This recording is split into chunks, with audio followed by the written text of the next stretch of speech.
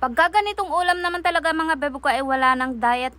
O diba? Makakailang sandok ka na naman ng kanin pag ganito nga ang inyong inulam. Kaya naman for today's video mga bebo ko, kung wala pa nga kayong ulam idea, heto, pwede nyo nga gayahin sa inyong mga bahay-bahay. Gamit nga tayo dyan mga bebo ko nitong ating pork liempo. Hiniwa ko na nga po pala dyan mga bebo ko ng saktuhan lang sa isang sandok. Kaya naman pagkatapos ko ang hiwain, eto titimplahan na nga natin nitong ating oyster sauce. Lalagay na nga rin po pala tayo dyan ng paminta. Kung mahilig nga kayo sa paminta mga bebo ko ay pwede nyo ang dagdagan. Maglalagay nga rin po pala tayo dyan nitong ating soy sauce. Kung gusto nyo nga maglagay ng MSG mga bebo ko ay pwede nga kayong maglagay. At ang huli na nga nating ilalagay, ito nga ang ating kalamansi. Hindi naman kompleto itong ating bistek Tagalog mga bebo ko pag hindi nga natin lalagyan ng kalamansi. O ayan na, halo-haluin na nga natin ito mga bebo ko. Gamit nga itong aking kamay pero for sure na malinis yan. Ayan nga, at nung nahalo-halo na nga mabuti ay tatabi na nga po muna natin ito at maghahanda naman po tayo ng iba pa natin